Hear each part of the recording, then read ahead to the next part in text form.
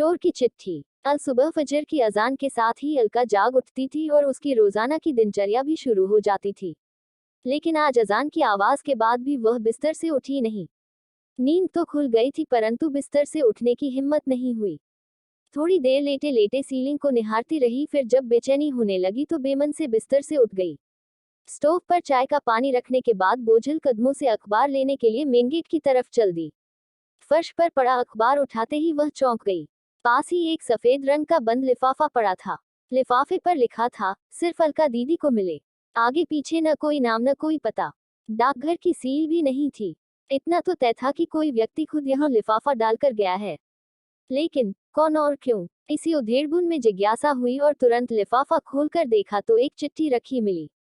चिट्ठी हाथ में लेकर कुछ पल सोचती रही कि पढ़ूं या फेंक दूं। न जाने किसने लिखी है और इस तरह रहस्यमय तरीके से चिट्ठी भेजने का मतलब क्या। बिना पढ़े फेंक दी तो हजारों सवाल जहन में कोलाहल मचाते रहेंगे। एक झटके में उसने चिट्ठी खोलकर पढ़ना शुरू कर दी। प्यारी दीदी, नमस्कार। मैं ही वो बदनसीब चोर हूँ जिसने 3 दिन पहले आपके घर में सेंधमारी कर लाखों रुपए की नकदी और सोने चांदी के आभूषणों पर हाथ साफ किया है। अलका को काटो तो खून नहीं। पहली लाइन पढ़ते ही अलका का चेहरा गुस्से से तमतमा गया। पिछले 3 दिनों के दौरान हुआ घटनाक्रम तेजी से आंखों के सामने घूमने लगा। मैं जानता हूँ मेरा यह इकबाल जुर्म आपके गुस्से को 7वें आसमान पर ले जाएगा और थोड़ी हैरानी भी होगी कि एक चोर आपको चिट्ठी लिखने की हिम्मत कर रहा है। आपका गुस्सा होना बेहद लाजमी भी है। आपकी जीवन भर की जमा पूंजी चुराकर मैंने आपके और आपके परिवार के हर सदस्य के सपनों का हरण किया है। कल यानी घटना के अगले दिन आपके घर में हुई चोरी की खबर अखबार में पड़ी तो बड़ी शर्मिंदगी महसूस हुई। अफसोस भी बहुत हुआ। मेरी इस करतूत से आपकी शादी निरस्त हो गई जो अगले महीने होना तय थी। ऐसा लगा मानो जिस बहन की शादी का सपना मैं बरसों से देख रहा था, आज उसी बहन का नया संसार बसने से पहले खुद अपने ही हाथों से उजाड़ दिया। जी हाँ, अलका दीदी। मेरी एक बड़ी बहन है, दिशा। परिवार में हम 3 लोग हैं, माँ, दिशा और मैं। अपना दुखड़ा सुनाने से पहले मैं कुछ कह देना चाहता हूँ। दरअसल मैं वैसा चोर नहीं हूँ जैसा आपने सोचा है।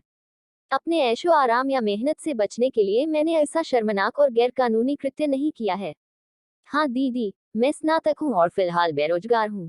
पिता का देहांत मेरे बचपन में ही हो गया था। माँ ने सिलाई कढ़ाई और घरों में काम कर हम दोनों भाई बहन का लालन पालन किया और माँ के बलिदान व जुनून की बदौलत ही हम दोनों स्नातक तक पढ़ाई कर सके। फिलहाल किसी छोटी मोटी नौकरी की तलाश में है, लेकिन काफी चप्पलें घिसने के बाद भी नौकरी से महरूम है। बड़ी बहन की उम्र शादी के लायक हो चुकी है। उसकी आंखों में शादी को लेकर सजने वाले सपने मुझे साफ नजर आते हैं, लेकिन घर की आर्थिक स्थिति के चलते वह खामोशी धारण किए हुए है। मैंने और माँ ने बहुत प्रयास किए कि किसी तरह यहाँ वहाँ से पैसा उधार लेकर दिशा की शादी कर दे, लेकिन हर जगह दहेज और शादी कार्यक्रम के अच्छे इंतजाम की डिमांड हमें मजबूर करती रही। और फिर हम जैसों की मदद भी करता कौन है। बेटी की शादी न होने से माँ भी दुखी रहने लगी है। माँ का दुख और बहन की घुटन मुझसे बर्दाश्त नहीं हुई। इसी जद्दोजहद और पसोपेश के चलते मैंने चोरी जैसे घृणित अपराध को अंजाम देने का दुस्साहस कर डाला। करीब 10 दिन अलग अलग घरों की रेकी करने के बाद आपके सूने घर में चोरी करने का मौका मिला और आपके घर से लाखों का सामान चुरा लाया। मैं खुश था कि अब धूमधाम से दिशा का विवाह कर सकूंगा, उसके सपने पूरे हो जाएंगे। साफ है कि चोरी की बात मैंने न तो माँ को बताई और न ही बहन से जिक्र किया। हाँ, इतना भर जरूर कह दिया कि अब घबराने की जरूरत नहीं। अच्छा लड़का देखना शुरू कर दो। शादी के लिए रुपए व आभूषण का इंतजाम मैं किसी तरह कर दूंगा। माँ व बहन दोनों ही बहुत खुश हुए। इतने खुश हुए कि उन्होंने यह भी नहीं पूछा कि बेटा इतने पैसों का इंतजाम कहाँ से और कैसे करेगा। शादी की बात सुनकर तो दिशा का चेहरा शर्म और खुशी से दमक उठा था। उसकी खुशी देखकर मैं गदगद हो गया। पहली बार एहसास हुआ कि अपनी जिम्मेदारी और कर्तव्य का निर्वहन करना कितना सुखद और मन को आनंदित करने वाला होता है। बहन की शादी कर हम दोनों माँ बेटे मानो चारों धाम की तीरथ कर लेंगे। लेकिन क्या एक बहन की उजाड़ कर दूसरी बहन की खुशियां खरीदी जा सकती है? आपकी आंखों से बहते आंसुओं से मेरी बहन के जीवन में कभी खुशियों की बारिश नहीं हो सकती दीदी। मनुष्य को इतना भी निर्दयी नहीं होना चाहिए कि वो अपनी खुशियों के लिए दूसरों का घर संसार उजाड़ दे। दिशा के भाग्य में यदि शादी की खुशियां लिखी होंगी तो वह हर हाल में उससे मिलकर रहेंगी। बड़े बूढ़े कहते भी हैं कि भगवान ने सबकी जोड़ियां बनाकर ही नीचे भेजा है। मैंने सोच लिया था कि आपके सारे रुपए और एक एक आभूषण आपको लौटा दूंगा। कल दिन भर चिंतन मनन करने के बाद मैंने सामान लौटने का यह तरीका अपनाया है, ताकि आपसे क्षमा याचना भी कर सकूं। हो सके तो मुझे माफ कर देना, दीदी।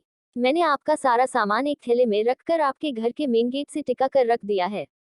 जब तक आप सामान नहीं उठाएंगी, मेरी नजर उस पर जमी रहेगी, ताकि कोई और सामान न चुरा ले। एक साथ कई तरह के भाव अलका के चेहरे पर आकर धमाचौकड़ी करने लगे। चिट्ठी हाथ में दबाए वह बहुत तेजी से दरवाजे की ओर दौड़ी। एक झटके से दरवाजा खोला। थैला वहां रखा था। जल्दी से थैला उठाकर वो अंदर ले आई। एकदम से बिस्तर पर पलट दिया। नोटों की सभी गड्डियां और एक एक जेवर सही सलामत। उसकी आंखों से आंसू और होठों पर मुस्कुराहट थिरक उठी। अलका ने सारे पैसे और जेवर अपने दोनों हाथों में समेटकर चेहरे से लगा लिए। फिर अचानक उसे चिट्ठी का ख्याल आया, और एक बार फिर अचानक वह दरवाजे की ओर दौड़ पड़ी। दरवाजा खोलकर उसने चारों तरफ नजरें फिराकर देखा। सूनी सड़क पर कोई भी नहीं दिखा। चिट्ठी अभी पूर्ण नहीं हुई थी। आगे लिखा था, एक गुजारिश है दीदी, इंसानियत व कानून दोनों ही नजरों से मैंने ऐसे अपराध को अंजाम दिया है और उसकी सजा भी कानून में तय है। एक न एक दिन कानून के लंबे हाथ मुझ तक पहुंच ही जाएंगे। मेरे जेल जाने के बाद माँ और दिशा की जिंदगी बर्बाद हो जाने का पूरा अंदेशा है। अतः मैं चाहता हूँ कि पुलिस में दर्ज चोरी का मुकदमा आप वापस ले ले, ताकि मैं पूरी तरह से बेफिक्र होकर अपनी माँ व बहन की सेवा कर सकूं, उनका सहारा बन सकूं। नमस्कार। अलका ने फौरन अपनी माँ व अन्य परिजनों को जगाकर सारा किस्सा सुनाया। उनके सामने जेवर व रुपए रख दिए। माँ का तो खुशी के मारे रो रो कर बुरा हाल हो गया। सभी ने भगवान का लाख लाख शुक्र अदा किया और ईमानदार चोर की इंसानियत पर। अलका ने मशरूका वापस मिलने की जानकारी पुलिस को देकर अपनी एफआईआर भी वापस ले ली। समय कभी कभी लोगों को इस परिस्थिति में डाल देता है कि व्यक्ति बुरा काम करने पर भी मजबूर हो जाता है। कभी कभी अच्छे, ईमानदार, बुद्धिमान और नेक इंसान या लोग अपनों के लिए मजबूरी में गलत कदम उठाते हैं, लेकिन वह इसलिए करते हैं ताकि किसी का भला हो और उनको सुख दे सके। कभी कभी अच्छे काम के लिए बुरा या गलत रास्ता अपनाना भी सही है। यह कहानी संपूर्ण रूप से काल्पनिक है। इसमें घटित घटना या सुने घटना भी काल्पनिक है। अगर आपको इस बिटिया थोड़ी सी भी अच्छी लगी है तो वीडियो को लाइक करो, शेयर करो और चैनल को सब्सक्राइब करो, ताकि ऐसी ही और भी नए नए कहानी आप सुन सके। धन्यवाद।